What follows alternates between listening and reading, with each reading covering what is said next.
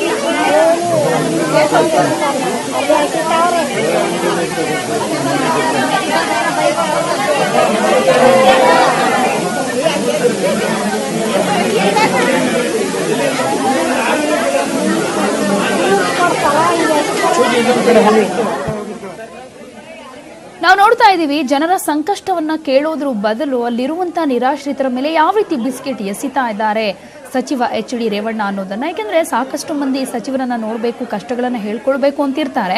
ಅಲ್ಲಿ ಬಂದು ಕಷ್ಟ ಕೇಳೋದ್ ಬಿಟ್ಟು ಪ್ರಾಣಿಗಳಿಗೆ ಎಸೆಯೋ ರೀತಿ ಬಿಸ್ಕೆಟ್ ಅನ್ನ ಎಸಿತಾ ಇದ್ದಾರೆ. ಪ್ರಕೃತಿ ಸೌಂದರ್ಯದ ಕೊಡಗು ಅಂದು ಹೇಗಿತ್ತು, ಈಗ ಹೇಗಿದೆ? ಮಹಾ ಮಳೆಯ ಅಬ್ಬರಕ್ಕೆ ಕೊಡಗು ಹೇಗಿದೆ ಅಂತ ಗೊತ್ತಾದ್ರೆ ಎಲ್ರಿಗೂ ಕೂಡ ಒಂದ್ ರೀತಿ ದುಃಖ ಆಗೇ ಆಗತ್ತೆ. ಅಂದು ಹಸಿರುಟ್ಟ ಊರು ಇಂದು ಎಷ್ಟು ಹಾಳಾಗಿದೆ ಅನ್ನೋದನ್ನ ನೀವು ಕೂಡ ನೋಡ್ತಾ ಇದ್ದೀರಾ. ನ್ಯೂಸ್ 18 ಕನ್ನಡದಲ್ಲಿ ಕೊಡಗಿನ ಕಣ್ಣೀರ ಕಥೆಯನ್ನ ನಿಮ್ಮ ಮುಂದೆ ಇಡ್ತಾ ಇದ್ದೀವಿ. ಮಡಿಕೇರಿ ತಾಲೂಕಿನ ಗಾಳಿಬೀಡುವಿನ ಪಾಣತ್ತಲೆ ಚರಣ್ ಅನ್ನೋರ ಮನೆ ಹೇಗಿತ್ತು ಮುಂಚೆ, ಆದ್ರೆ ಈಗ ಹೇಗಿದೆ ಅನ್ನೋದನ್ನ ನೋಡಿದ್ರೆ ಖಂಡಿತ ನಂಬೋದಕ್ಕೆ ಸಾಧ್ಯ ಆಗೋದಿಲ್ಲ. ಅಷ್ಟೊಂದು ಸುಂದರವಾಗಿದ್ದಂತಹ ಸ್ವಚ್ಛಂದವಾದಂತಹ ಜಾಗದಲ್ಲಿ ಇದ್ದಂತ ಮನೆ ಈಗ ನೋಡಿದ್ರೆ ಖಂಡಿತ ಆಶ್ಚರ್ಯ ಆಗುತ್ತೆ. ಇದೇ ಮನೇನ ಅವಾಗಿದ್ದಿದ್ದೇ ಮನೇನ ಅಂತ ಕೇಳಬೇಕಾಗತ್ತೆ. ಅಷ್ಟರ ಮಟ್ಟಿಗೆ ಹಾಳಾಗಿ ಹೋಗಿದೆ. ನೀವು ಕೂಡ ನೋಡ್ತಾ ಇದ್ದೀರಾ ಫೋಟೋದಲ್ಲಿ. ಮೊದಲು ಹೇಗಿತ್ತು ಮನೆ, ನೀಟಾಗಿ ಮನೆ ಸುತ್ತ ಎಷ್ಟು ನೀಟಾಗಿದೆ ಮನೆ, ನೋಡಿದ ತಕ್ಷಣ ವಾವ್ ಅನ್ನೋ ರೀತಿಯಲ್ಲಿದೆ ಮನೆ. ಆದ್ರೆ ಈಗ ನೋಡಿ ಹೇಗಾಗಿದೆ. ಅದೇ ಜಾಗದಲ್ಲಿ ಇದ್ದ ಮನೇನ ಇದು ಅಂತ ಕೇಳಬೇಕಾಗತ್ತೆ. ಅಷ್ಟರ ಮಟ್ಟಿಗೆ ಹಾಳಾಗಿದೆ. ಗುಡ್ಡ ಕುಸಿತ ಆಗಿ ಸಂಪೂರ್ಣವಾಗಿ ಮನೆ ಎತ್ತರಕ್ಕೆ ಗುಡ್ಡ ಕುಸಿತಿದ್ದು ಸಂಪೂರ್ಣವಾಗಿ ಮನೆ ಸುತ್ತ ಮಣ್ಣು, ಕೆಸರಿ ತುಂಬಿರುವಂತಹ ಮಣ್ಣು ಆವರಿಸಿದೆ. ಹೀಗಾಗಿ ಈ ಮನೆ ಮುಂಚೆ ಇದ್ದಿದ್ದ ಮನೇನಾ ಅಂತ ಕೇಳಬೇಕಾಗತ್ತೆ. ಅಷ್ಟರ ಮಟ್ಟಿಗೆ ಚೇಂಜ್ ಆಗಿದೆ, ಹಾಳಾಗಿದೆ.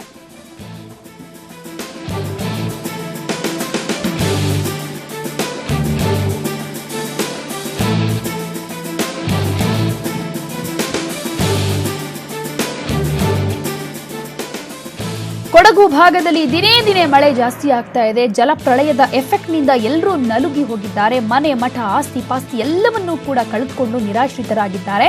ಅಂಥದ್ರಲ್ಲಿ ಜನರೇನೋ ಈಗ ಗಂಜಿ ಕೇಂದ್ರಗಳತ್ತ ಹೋಗಿ ಆಶ್ರಯವನ್ನ ಪಡೆದುಕೊಂಡಿದ್ದಾರೆ. ಆದ್ರೆ ಅಲ್ಲಿ ಮುಂಚೆ ಇದ್ದಂತ ಮನೆ ಮಠಗಳ ಪರಿಸ್ಥಿತಿ ಸದ್ಯಕ್ಕೆ ಏನಾಗಿದೆ ಅನ್ನೋದನ್ನ ನೀವು ನಿಮ್ಮ ನ್ಯೂಸ್ 18 ಕನ್ನಡದಲ್ಲಿ ನೋಡ್ತಾ ಇದ್ದೀರಾ.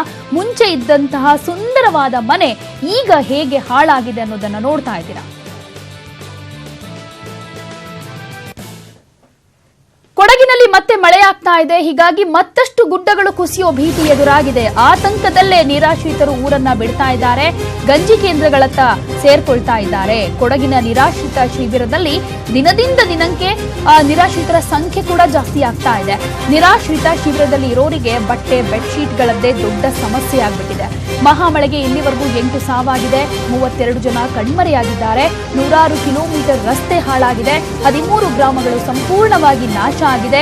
ಒಂದ್ ಕಡೆ ಕರೆಂಟ್ ಇಲ್ಲ, ಮೊಬೈಲ್ ಸಿಗ್ನಲ್ ಕೂಡ ಸಿಗದೆ ಜನರು ಪರದಾಟ ಅನುಭವಿಸ್ತಾ ಇದ್ದಾರೆ. ಮಳೆಯೇನೋ ನಿನ್ನೆ ಸ್ವಲ್ಪ ಸಂಜೆ ವೇಳೆಗೆ ಬಿಡುವು ಕೊಟ್ಟಿತ್ತು, ಇಲ್ಲಿಗೆ ಮಳೆ ನಿಲ್ಲುತ್ತೆ, ಸಂಕಷ್ಟ ಕೂಡ ಸ್ಟಾಪ್ ಆಗುತ್ತೆ ಅಂತ ಜನ ಅಂದ್ಕೊಂಡಿದ್ರು. ಆದ್ರೆ ಇವತ್ತು ಬೆಳಗ್ಗೆಯಿಂದ ಮತ್ತೆ ಮಳೆ ಶುರುವಾಗಿದೆ. ಹೀಗಾಗಿ ಇನ್ನಷ್ಟು ಗುಡ್ಡ ಕುಸಿಯೋ ಭೀತಿ ಎದುರಾಗಿದೆ. ಸಾಕಷ್ಟು ಮಂದಿ ಊರು ಬಿಡ್ತಾ ಇದ್ದಾರೆ, ಮನೆ ಮಠ ಬಿಟ್ಟು ನಿರಾಶ್ರಿತರ ಕೇಂದ್ರಗಳಿಗೆ ಸೇರ್ಕೊಳ್ತಾ ಇದ್ದಾರೆ.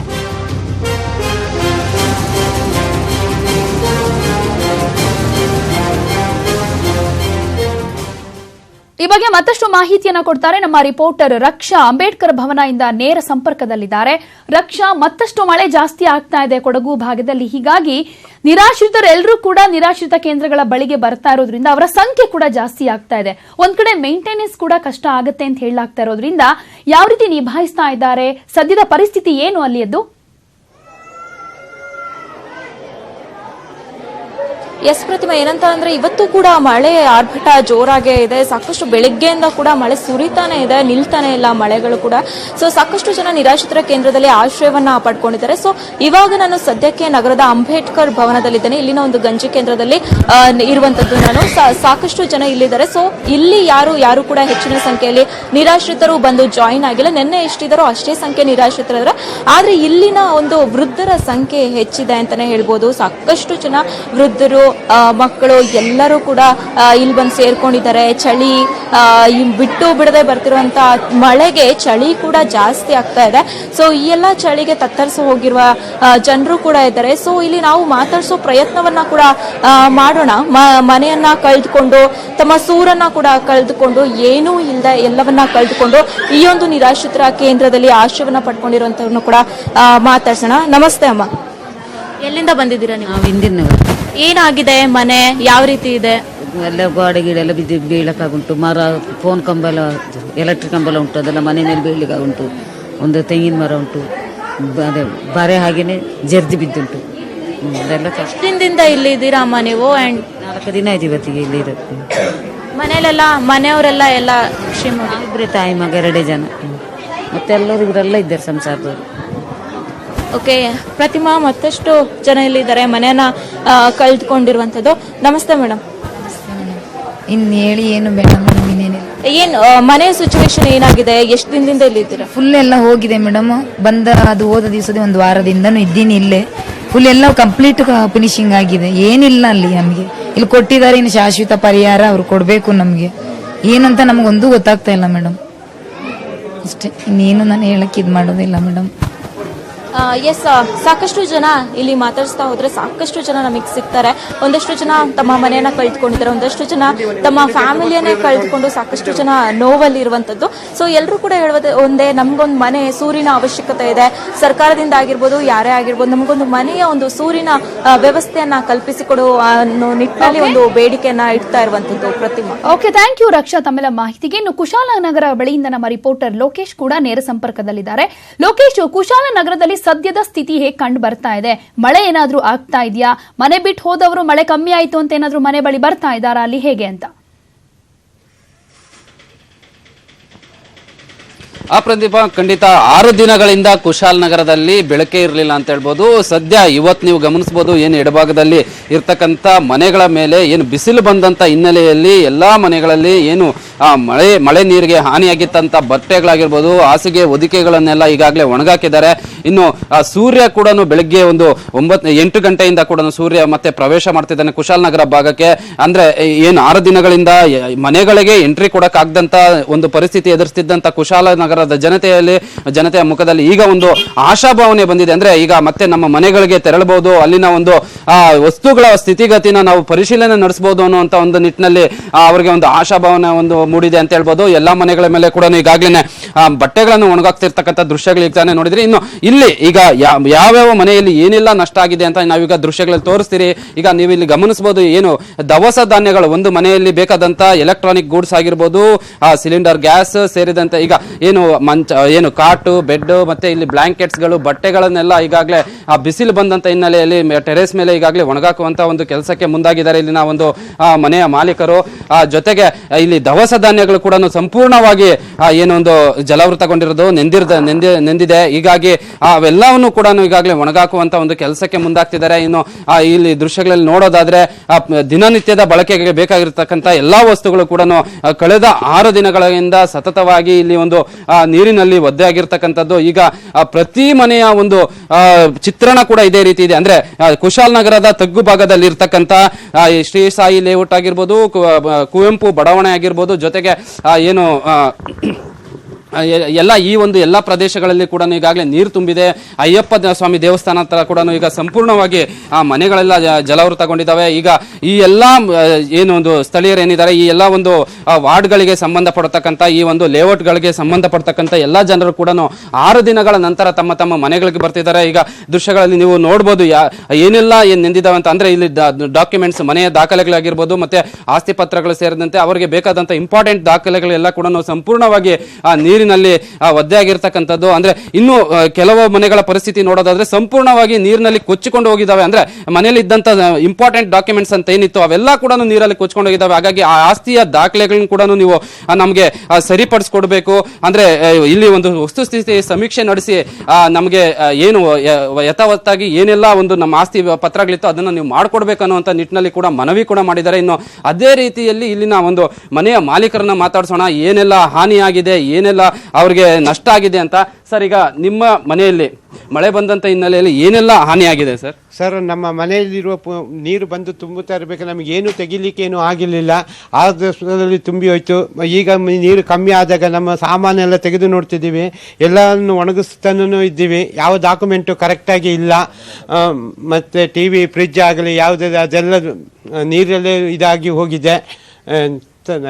ಈಗ ಸಡನ್ ಆಗಿ ಮಳೆ ಬಂದಂತ ಹಿನ್ನೆಲೆಯಲ್ಲಿ ಮನೆಯಲ್ಲಿ ನೀರು ತುಂಬುತ್ತಿದ್ದಂತ ಸಂದರ್ಭದಲ್ಲಿ ಯಾವ ರೀತಿ ನಿಮ್ಗೆ ಭಯ ಆಯ್ತಾ? ಯಾವ ರೀತಿ ನೀವು ಬೇರೆ ಕಡೆ ಒಂದು ಹೋದ್ರಿ ಅಂತ? ನಾವು ನೀರು ತುಂಬ್ತಾ ಇದ್ದಾಗ ಮೇಲಿಂದ ಮೇಲಕ್ಕೆ ಹೋಗ್ತಾ ಇದ್ದೋ, ರಾತ್ರಿ ಹಾಗೆ ಎಲ್ಲಿ ಹೇಳಿದ್ರು ಅಲ್ಲಿ ಉಳ್ಕೊಂಡು 3 ರಾತ್ರಿ. ಮತ್ತೆ ಈಗ ನೀರು ಕಮ್ಮಿ ಆಗಿದೆ ಸರ್. ಈಗ ನಮ್ಮ ಮನೆಗೆ ನಾವು ಬಂದು ನಮ್ಮ ಸಾಮಾನನ್ನು ಮೇಲೆ ಹಾಕಿ ಒಣಗಿಸ್ಲಿಕ್ಕೆ ನಾವು ಇದು ಮಾಡ್ತಾ ಇದ್ದೀವಿ ಸರ್. ಈಗ ಸೂರ್ಯನ 9:30 ಟೈಮ್ ಆಗಿದೆ. ಸೂರ್ಯನ ಬೆಳಕು ಈಗ ಕಿರಣಗಳು ನಮ್ಮ ಅಲ್ಲಿಗೆ ಕಾಣುವಂಥ ಮಟ್ಟಕ್ಕೆ ಬಂದಿದೆ. ಆದರೆ ಸೂರ್ಯ ಇಲ್ಲ, ಮೋಡದ ಕವಿದ ವಾತಾವರಣದಲ್ಲಿಯೇ ಇದೆ. ಇದನ್ನ ನಮಗೆ ಎಷ್ಟು ದಿನ ಆಗುತ್ತೆ ಒಣಗಿಸ್ಬೇಕು ಮಾಡಬೇಕು ಅಂತ ಹೇಳೋದನ್ನ ನಮಗೆ ತಿಳಿತಾ ಇಲ್ಲ. ಓಕೆ, ಇದಿಷ್ಟು ಒಂದು ನೋವಿನ ಸಂಗತಿ. ಯಾಕಂದ್ರೆ ಇಲ್ಲಿ ಸಾಕಷ್ಟು ರೀತಿಯ ಒಂದು ದಾಖಲೆಗಳನ್ನ ಕೂಡ ಕಳೆದುಕೊಂಡಿರತಕ್ಕಂಥದ್ದು ಅವರಿಗೆ ನಿಜಕ್ಕೂ ನೋವು ತಂದಿದೆ. ಪ್ರತಿಮಾ, ಧನ್ಯವಾದ ಲೋಕೇಶ್ ತಮ್ಮೆಲ್ಲ ಮಾಹಿತಿಗೆ. ನ್ಯೂಸ್@9 ನಲ್ಲಿ ಮುಂದಿನ ಭಾಗದಲ್ಲಿ ನೋಡೋಣ. ಕುಶಾಲನಗರ ಸಂಪೂರ್ಣವಾಗಿ ಜಲಾವೃತವಾಗಿದ್ದು ಕಳೆದ 6 ದಿನಗಳಿಂದ ಇಲ್ಲಿನ ಜನಜೀವನ ಅಸ್ತವ್ಯಸ್ತವಾಗಿದೆ. ಹೀಗಾಗಿ ಇಲ್ಲಿ ಗ್ರಾಮ ಪಂಚಾಯಿತಿ ವತಿಯಿಂದ ಕೈಗೊಂಡ ಕಾರ್ಯಕ್ರಮಗಳ ಬಗ್ಗೆ ಸದಸ್ಯೆ ರುದ್ರಾಂಬಿಕೆ ಪ್ರತಿಕ್ರಿಯೆ ಕೊಟ್ಟಿದ್ದಾರೆ. ಅವರು ಏನ್ ಹೇಳಿದ್ದಾರೆ ಅನ್ನೋದನ್ನ ನೋಡೋಣ. ಕಳೆದ 6 ದಿನಗಳಿಂದ ಕುಶಾಲನಗರ ಸಂಪೂರ್ಣವಾಗಿ ಜಲಾವೃತಗೊಂಡಿದೆ. ಅದೇ ರೀತಿ ಏನೊಂದು ಇಲ್ಲಿನ ವಾತಾವರಣ ಏನಿದೆ, 6 ದಿನಗಳ ನಂತರ ಏನು ಬಿಸಿಲನ್ನು ಕಾಣ್ತಿರ್ತಕ್ಕಂಥ ಇಲ್ಲಿನ ಜನತೆ ಏನ್ ಹೇಳ್ತಾರೆ, ಇವತ್ತಿನ ಪರಿಸ್ಥಿತಿ ಯಾವ ರೀತಿ ಇದೆ ಅಂತ ಇಲ್ಲಿನ ಒಂದು ಸ್ಥಳೀಯ ಒಂದು ಮೆಂಬರ್ ಏನಿದ್ದಾರೆ, ಚುನಾಯಿತ ಪ್ರತಿನಿಧಿ ರುದ್ರಾಂಬಿಕಾ ನಮ್ಮೊಟ್ಟಿಗೆ ಇದ್ದಾರೆ. ಅವ್ರ ಹತ್ರ ಮಾತಾಡ್ಸೋಣ. ಮೇಡಮ್, ಈಗ ಇಲ್ಲಿನ ಪರಿಸ್ಥಿತಿ ಏನಿದೆ, ಜನಗಳಿಗೆ ಏನೆಲ್ಲ ಸಮಸ್ಯೆಗಳಾಯ್ತು 6 ದಿನಗಳಿಂದ? ನಮಗೆ ಇಲ್ಲಿ ಮುಳ್ಸೋಗೆ ಪಂಚಾಯಿತಿ ವ್ಯಾಪ್ತಿಯಲ್ಲಿ ಡ್ಯಾಮ್ ನೀರು ಬಿಡಬೇಕಾದ್ರೆ ಯಾವುದೇ ಮಾಹಿತಿ ಇರಲಿಲ್ಲ. ಸಡನ್ ಆಗಿ ನೀರು ಬಿಟ್ಟಿದ್ರಿಂದ ಅದ್ರದ್ದು ಒಳಹರಿವು ಹೆಚ್ಚಾದ್ರಿಂದ ಡ್ಯಾಮ್ನ ಸೇಫ್ಟಿನೂ ನೋಡ್ಬೇಕಿತ್ತವರು. ಮತ್ತೆ ಇಲ್ಲಿ ಮಾಹಿತಿ ಕೊಟ್ಟಿದ್ರೆ ಜನಗಳು ಬೇಗ ಅವ್ರು ಏನಾದರೂ ಸೇಫ್ಟಿ ನೋಡ್ಕೊಳ್ತಾ ಇದ್ರು, ನೋಡ್ಕೊಳ್ಳಿಲ್ಲ. ಹಾಗಾಗಿ ತುಂಬಾ ಮನೆಗಳಿಗೆ ನೀರು ನುಗ್ಗಿ ಅವ್ರು ಯಾವುದೇ ವಸ್ತುಗಳನ್ನ ಸೇಫ್ಟಿ ಮಾಡ್ಕೊಂಡಿಲ್ಲ. ಅವ್ರಿಗೆ ಅಡುಗೆ ಮಾಡ್ಲಿ ತಿನ್ಲಿಕ್ಕೂ ಸಹ ಯಾವುದೇ ವಸ್ತುಗಳು ಸೇಫ್ಟಿಯಾಗಿ ಉಳಿದಿಲ್ಲ. ಪ್ರತಿಯೊಂದು ಫರ್ನಿಚರ್ ಇಂದ ಹಿಡಿದು ಎಲ್ಲ ಹಾಳಾಗಿದೆ. ಕರೆಂಟ್ ಇಲ್ಲ, ಕುಡಿಯೋ ನೀರಿನ ವ್ಯವಸ್ಥೆ ಇಲ್ಲ. ತುಂಬಾ ಬವಣೆ ಪಡುವಂತ ಸ್ಥಿತಿಗೆ ತಲುಪಿದ್ದಾರೆ ಜನಗಳು. ನಿನ್ನೆ CM ಕುಮಾರಸ್ವಾಮಿ ಅವರು ಬಂದು ಎಲ್ಲ ಪರಿಶೀಲನೆ ಮಾಡಿ ಹೋಗಿದ್ದಾರೆ. ಬೆಂಗಳೂರಿಂದ ಕೂಡ ಸ್ವಚ್ಛತಾ ತಂಡದವ್ರನ್ನ ಕಳಿಸ್ತೀವಿ ಅಂತ ನಮಗೆ ಹೇಳಿ ಹೋಗಿದ್ದಾರೆ. ನಮ್ಮ ಪಂಚಾಯಿತಿ ವ್ಯಾಪ್ತಿಯಲ್ಲಿ ನಾವು ಆದಷ್ಟು ಈಗ ಬ್ಲೀಚಿಂಗ್ ಪೌಡರ್ ಎಲ್ಲ ಹಾಕಿಸ್ತಾ ಇದ್ದೀವಿ. ಅದೇ ರೀತಿ ನಮ್ಮ ಶಾಲೆಯಲ್ಲಿ ನೆರವು ಕೇಂದ್ರದಲ್ಲಿ ಅಡಿಗೆ ಮಾಡಿ ತಿಂಡಿ ಊಟ ಎಲ್ಲ ಬಡಿಸ್ತಾ ಇದ್ದೀವಿ. ಆದಷ್ಟು ಜನಗಳನ್ನ ನಮ್ಮ ಕೈಲಿ ಎಷ್ಟು ಹೆಲ್ಪ್ ಆಗುತ್ತೆ ನೋಡ್ಲಿಕ್ಕೆ ಅವ್ರನ್ನ ಆ ಥರ ಹೆಲ್ಪ್ ಮಾಡ್ತಾ ಇದ್ದೀವಿ. ಅವರಿಗೆ ನಮಗೆ ಬೇರೆ ಕಡೆಯಿಂದ ಕೂಡ ನೆರವು ಹರಿದು ಬರ್ತಾ ಇದೆ. ಜನಗಳು ಸುಧಾರಿಸ್ಕೋಬೇಕು ಅಂತ ಹೇಳಿದ್ರೆ ತುಂಬಾ ದಿವಸನೇ ಬೇಕು ನಮಗೆ. ಈಗ ಸೊ ಇದು ಒಂದು ಸ್ಥಳೀಯ ಚುನಾಯಿತ ಪ್ರತಿನಿಧಿಯ ಒಂದು ಮಾತಾದ್ರೆ, ಇನ್ನು ಜೊತೆಗೆ ಇಲ್ಲಿನ ಪರಿಸ್ಥಿತಿ ಸುಧಾರಣೆ ಆಗಬೇಕಂದ್ರೆ ಸರ್ಕಾರದ ನೆರವು ಕೂಡ ಸಾಕಷ್ಟು ಅಗತ್ಯ ಇದೆ ಅಂತ ಹೇಳ್ತಿದ್ದಾರೆ. ಕ್ಯಾಮರಾ ಪರ್ಸನ್ ಶಿವಪ್ಪ ಜೊತೆ ಲೋಕೇಶ್ ರಾಮ್, ಕುಶಾಲನಗರ. ಕೊಡಗಿನಲ್ಲಿ ಮತ್ತೆ ಮಳೆಯ ಆರ್ಭಟ ಹೆಚ್ಚಾಗ್ತಾ ಇದೆ. ಶುಂಠಿಕೊಪ್ಪ, ಮಾದಾಪುರ, ಮುಕ್ಕೋಡ್ಲು, ಹಟ್ಟಿಹೊಳೆ ಸೇರಿದಂತೆ ಮುಂತಾದ ಕಡೆಗಳಲ್ಲಿ ಮಳೆಯಾಗ್ತಾ ಇದೆ. ಹೀಗೆ ರಾತ್ರಿ ಇಡೀ ಸುರಿದಂತಹ ಮಳೆಯಿಂದ ರಸ್ತೆಗಳು ಕೂಡ ಹದಗೆಟ್ಟು ಹೋಗಿವೆ. ಮಳೆ ಪ್ರಮಾಣ ಜಾಸ್ತಿ ಆಗ್ತಿದ್ದು ಆತಂಕದಲ್ಲೇ ಜನ ಮಾದಾಪುರದ ಬಳಿ ಹರಿತಾ ಇರೋ ನೀರಿನ ಮಟ್ಟ ಏರಿಕೆಯಿಂದ ತುಂಬಾನೇ ಭಯ ಪಡ್ತಾ ಇದ್ದಾರೆ. ಹಾಗಾದ್ರೆ ಮಾದಾಪುರ ಸೇತುವೆ ಮುಳುಗೋ ಭಯದಲ್ಲಿ ಗ್ರಾಮಸ್ಥರು ಇರೋದ್ರಿಂದ ಅಲ್ಲಿನ ಪರಿಸ್ಥಿತಿ ಹೇಗಿದೆ ಅನ್ನೋದ್ರ ಬಗ್ಗೆ ನಮ್ಮ ರಿಪೋರ್ಟರ್ ಮಂಜುನಾಥ್ ಪ್ರತ್ಯಕ್ಷ ವರದಿಯನ್ನು ಕೊಟ್ಟಿದ್ದಾರೆ. ನೋಡೋಣ. ಕೊಡಗಿನಲ್ಲಿ ಕಳೆದ 1 ವಾರದಿಂದಲೂ ಬಿಡದೆ ಮಳೆಯ ಆರ್ಭಟ ಶುರುವಾಗಿದೆ. ಅದರಲ್ಲೂ ಪ್ರಮುಖವಾಗಿ ಮಡಿಕೇರಿ ಸಮೀಪವಿರುವಂತಹ ಶುಂಠಿಕೊಪ್ಪ, ಮಾದಾಪುರ, ಹಟ್ಟಿಹೊಳೆ ಸೇರಿದಂತೆ ಈ ಒಂದು ಪ್ರಾಂತ್ಯದಲ್ಲಿ ಕಳೆದ 4-5 ದಿನಗಳಿಂದಲೂ ಕೂಡ ಅಷ್ಟೇ ಇನ್ನೂ ಈ ಒಂದಿನ ಇಲ್ಲಿನ ಜನರು ಕೂಡ ಸೂರ್ಯನ ಕಂಡಿಲ್ಲ. ಜೊತೆಗೆ ಮಳೆಯೂ ಕೂಡ ಅಷ್ಟೇ ಸರಾಗವಾಗಿ ಸುರಿತಾ ಇದೆ. ನಿನ್ನೆ ರಾತ್ರಿಯಿಂದಲೂ ಕೂಡ ಇದುವರೆಗೂ ಮಳೆ ಮಾತ್ರ ನಿಂತಿಲ್ಲ. ನೀವಿಲ್ಲಿ ನೋಡ್ತಾ ಇರ್ಬೋದು, ಈ ಒಂದು 4 ಪ್ರಾಂತ್ಯ ಅಂದ್ರೆ ಮಾದಾಪುರ ಆಗಿರ್ಬೋದು, ಶುಂಠಿಕೊಪ್ಪ, ಹಟ್ಟಿಹೊಳಿ, ಮುಕ್ಕೋಡು, ಈ ಒಂದು ಪ್ರಾಂತ್ಯದಲ್ಲಿ ಸುರಿದಂತಹ ಮಳೆಯ ನೀರು ಮಾದಾಪುರ ಬಳಿ ಇರುವಂತಹ ಇದೇ ಒಂದು ಕೆರೆಯ ಮುಖಾಂತರವಾಗಿ, ನದಿಯ ಮುಖಾಂತರವಾಗಿ ಹರಿದೋಗುತ್ತೆ. ನೀವು ನೋಡ್ತಾ ಇರ್ಬೋದು, ಈ ಒಂದು ನೀರು ಹರಿಯುತ್ತಿರುವಂತಹ ನೀರಿನ ಮಟ್ಟವೂ ಕೂಡ ಅಷ್ಟೇ ದಿನೇ ದಿನೇ ಜಾಸ್ತಿ ಆಗ್ತಾನೆ ಇದೆ ಹೊರತು ಕಡಿಮೆ ಮಾತ್ರ ಆಗ್ತಿಲ್ಲ. ಇನ್ನು ಇದಿಷ್ಟೇ ಅಲ್ಲದೆ ಏನು ಈ ಒಂದು ನೀರಿನ ಮಟ್ಟ ಇದೇ ತರಹ ಏನಾದ್ರೂ ಜಾಸ್ತಿ ಆದಂತಹ ಪಕ್ಷದಲ್ಲಿ ಏನು ಈ ಒಂದು ಬ್ರಿಡ್ಜ್ ಕಾಣ್ತಿದೆ, ಮಾದಾಪುರ ಸಮೀಪ ಇರುವಂತಹ ಬ್ರಿಡ್ಜ್, ಈ ಒಂದು ಬ್ರಿಡ್ಜ್ ನ ಮೇಲ್ಭಾಗದವರೆಗೂ ಕೂಡ ನೀರು ಬಂದಂತಹ ಪಕ್ಷದಲ್ಲಿ ಬ್ರಿಡ್ಜ್ಗೂ ಕೂಡ ಅಷ್ಟೇ ಒಂದು ರೀತಿಯಂತಹ ಅನಾಹುತ ಆಗುವಂತಹ ಸಾಧ್ಯತೆಗಳಿರುತ್ತೆ. ಯಾಕಂದ್ರೆ ಇದು ತುಂಬಾ ಹಳೆಯದಾದಂತಹ ಒಂದು ಬ್ರಿಡ್ಜ್ ಆಗಿದೆ. ನೀರಿನ ಮಟ್ಟ ಏನಾದ್ರೂ ಜಾಸ್ತಿಯಾಗಿ ಬ್ರಿಡ್ಜ್ ನ ಮೇಲ್ಭಾಗದಲ್ಲಿ ಹರಿದಂತಹ ಪಕ್ಷದಲ್ಲಿ ಈ ಒಂದು ಬ್ರಿಡ್ಜ್ ಸಂಪೂರ್ಣವಾಗಿ ಮುಳುಗಡೆ ಆಗುತ್ತೆ ಅಂತ ಹೇಳ್ಬೋದು. 2-3 ದಿನಗಳ ಕಾಲ ಏನಾದ್ರೂ ಇದೇ ರೀತಿಯಾದಂತಹ ಮಳೆ ಆಗ್ತಿದ್ರೆ ಖಂಡಿತವಾಗಿಯೂ ಈ ಒಂದು ಬ್ರಿಡ್ಜ್ ನ ಮೇಲ್ಭಾಗದವರೆಗೂ ಕೂಡ ಅಷ್ಟೇ ನೀರು ಹರಿಯುತ್ತೆ ಅಂತ ಹೇಳ್ಬೋದು. ಇದಿಷ್ಟೇ ಅಲ್ಲದೆ ಈ ಒಂದು ಪ್ರಾಂತ್ಯದಲ್ಲಿ 4-5 ದಿನಗಳಿಂದಲೂ ಕೂಡ ಅಷ್ಟೇ ಮಳೆ ಬರ್ತಾನೆ ಇದೆ. ಮಳೆಯ ಪ್ರಮಾಣ ಯಾವ ರೀತಿ ಇದೆ, ಎಷ್ಟರ ಮಟ್ಟಿಗೆ ಮಳೆ ಬರ್ತಿದೆ ಅನ್ನೋದ್ರ ಬಗ್ಗೆ ಇಲ್ಲಿನ ಸ್ಥಳೀಯರು ಕೂಡ ಇದ್ದಾರೆ. ಅವ್ರನ್ನೇ ನಾವು ಮಾತಾಡೋಣ. ಸರ್, ಈ ಒಂದು ಬ್ರಿಡ್ಜ್ ನ ಮೇಲ್ಭಾಗದವರೆಗೂ ಕೂಡ ಅಷ್ಟೇ ನೀರು ಬಂದ್ರೆ ಇಲ್ಲಿ ಯಾವೆಲ್ಲ ರೀತಿಯಂತ ತೊಂದರೆಗಳಾಗುತ್ತೆ? ಯಾವ್ದು ವೆಹಿಕಲ್ಗಳು ಓಡಾಡುವ ಇದಿಲ್ಲ, ಜನಗಳಿಗೆಲ್ಲ ಬಾರಿಗೆ ತೊಂದರೆ ಆಗ್ತದೆ. ಈ ಹತ್ತಿರದ ಮನೆಗಳಿಗೆಲ್ಲಂತೂ ಯಾರು ವಾಸ ಮಾಡ್ಲಿಕ್ಕೆ ಸಾಧ್ಯನೇ ಇಲ್ಲ. ನಾನಾ ತರ ತೊಂದರೆಗಳಿದೆ ಇಲ್ಲಿ. ಸರ್, ಈಗ ನೀವು 4-5 ದಿನಗಳಿಂದ ಫುಲ್ ಮಳೆ ಬೀಳ್ತಾನೆ ಇದೆ. ಏನೆಲ್ಲ ರೀತಿಯಂತ ತೊಂದರೆಗಳಾಗ್ತಿದೆ? ಜೊತೆಗೆ ನಿಮ್ಮ ಒಂದು ಬೆಳೆಗಳಾಗಿರ್ಬೋದು, ಯಾಕಂದ್ರೆ ತುಂಬಾ ಜನ ಕಾಫಿ ತೋಟನೇ ಇಟ್ಕೊಂಡಿದ್ದಾರೆ, ಆ ಒಂದು ಬೆಳೆಗಳಾಗಿರ್ಬೋದು, ಏನೆಲ್ಲ ರೀತಿಯಂತಹ ನಷ್ಟ ಈಗಾಗಲೇ ಸಂಭವಿಸಿದೆ ಸರ್? ಈ ಮಳೆಯಿಂದ ಅಂದ್ರೆ ಅಷ್ಟು ಬೇರೆ ಏನು ಇಲ್ಲಿ ಏನು ತೊಂದರೆ ಇಲ್ಲ. ಇದರಿಂದ ಒಂದು 10-15 ಕಿಲೋಮೀಟರ್ ಆಚೆಗೆ ಅಂತೂ ಏನು ಹೇಳಿ ಪ್ರಯೋಜನ ಇಲ್ಲ. ಆ ರೀತಿಯಂತ ತೊಂದರೆಗಳು ನಡೆದಿದೆ. 4-5 ದಿನಗಳಿಂದ ಸುರಿಯುತ್ತಿರುವಂತಹ ಭಾರಿ ಮಳೆಯಿಂದಾಗಿ ಈ ಒಂದು ಪ್ರಾಂತ್ಯದಲ್ಲಿ ಸಾಕಷ್ಟು ರೀತಿಯ ತೊಂದರೆಗಳಾಗಿದೆ. ಅದರಲ್ಲೂ ಪ್ರಮುಖವಾಗಿ ಈ ಒಂದು ಬ್ರಿಡ್ಜ್ ಏನಿದೆ 4-5 ದಿನ ಇದೇ ರೀತಿಯಂತಹ ಮಳೆ ಬಿದ್ದಂತ ಪಕ್ಷದಲ್ಲಿ ಬ್ರಿಡ್ಜ್ ನ ಮೇಲ್ಭಾಗದಲ್ಲಿ ನೀರು ಹರಿಯುತ್ತೆ. ನೀರು ಹರಿದಂತಹ ಸಂದರ್ಭದಲ್ಲಿ ಸಂಪೂರ್ಣವಾಗಿ ಈ ಒಂದು ಸಂಚಾರವು ಕೂಡ ಅಷ್ಟೇ ನಿಂತು ಹೋಗುತ್ತೆ. ಜೊತೆಗೆ ಈ ಒಂದು ಬ್ರಿಡ್ಜ್ ಕೂಡ ತೀರಾ ಹಳೆಯದಾಗಿದೆ.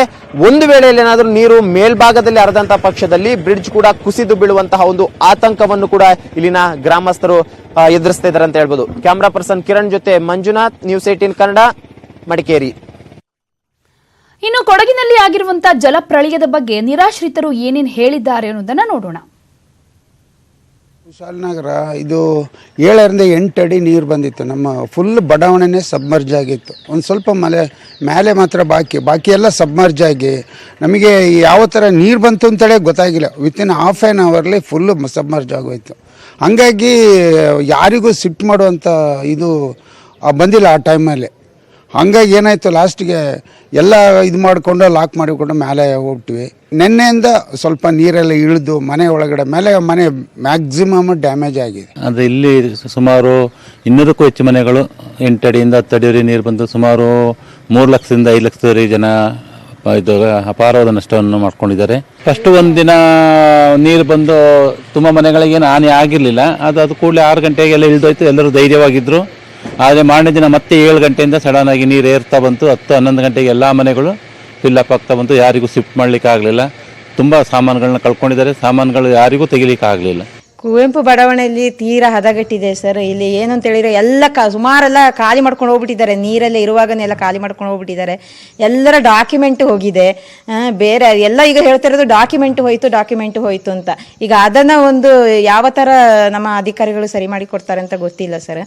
ಆಮೇಲೆ ಈಗ ನಿನ್ನೆ ಎಲ್ಲ ಒಂದು ಸದ್ಯದ ಪರಿಸ್ಥಿತಿಗೆ ಎಮರ್ಜೆನ್ಸಿಗೆ ಏನು ಬೇಕು ಜನರಿಗೆ ಅದನ್ನ ಪೂರೈಕೆ ಮಾಡಿದ್ದಾರೆ. ಆದರೆ ಮುಂದಕ್ಕೆ ಅವರು ಏನು ಕಳ್ಕೊಂಡಿದ್ದಾರೆ ಅದನ್ನ ಅವರು ಒದಗಿಸಿ ಕೊಟ್ಟರೆ ಸಾಕು ಅಷ್ಟೇ. ಪ್ರವಾಹ ಬರುವ ಟೈಮಲ್ಲಿ ನಮಗೆ ಸರಿಯಾದ ಮುನ್ಸೂಚನೆ ಕೊಟ್ಟಿಲ್ಲ. ಡ್ಯಾಮ್ ನೀರು ಬರ್ತಾ ಇದೆ, ಇಷ್ಟಡಿ ನೀರು ಬರ್ತದೆ ಅಂತ ಹೇಳೋ ನಾವು ವಿಷಯನೇ ಗೊತ್ತಿಲ್ಲ. ನಾವು ಆರಾಮಲ್ಲಿ ಅಡುಗೆ ಮಾಡ್ತಾ ಇದ್ದೀವಿ. ಅಷ್ಟೊತ್ತಿಗೆ ನಮ್ಮ ಅಳಿಯ ಬಂದುಬಿಟ್ಟು ನೀರು ಹೈಟ್ ಜಾಸ್ತಿ ಆಗ್ತಾ ರೈಸ್ ಆಗ್ತಾ ಇದೆ, ಬನ್ನಿ ಅಂಕಲ್ ಅಂದರು. ಆವಾಗ ಆ ಗಾಬರಿನಲ್ಲಿ ಯಾವುದೆಲ್ಲ ವಸ್ತು ಹಾಳಾಗುತ್ತೆ ಅಂತ ಹೇಳೋದನ್ನ ಅಲ್ಲಲ್ಲಿ ನಮ್ಮ ಮುಂಜಾಗ್ರತೆ ಮಾಡೋಕ್ಕೂ ಟೈಮ್ ಇಲ್ಲ. ಯಾರೋ ಬೇರೆ ಲಾಕ್ ಮಾಡ್ಕೊಂಡು ಬರುವಾಗ ಇಲ್ಲಿವರೆಗೆ ನೀರು ಬಂತು. ಆಮೇಲೆ ಇಲ್ಲಿ ತುಂಬ ಮನೆಯಲ್ಲಿ ಆ ಟೈಮಲ್ಲಿ fridge, laptop, washing machine, TV, ಮನೆ ಡಾಕ್ಯುಮೆಂಟ್ ಎಲ್ಲ ಹೋಗಿದೆ.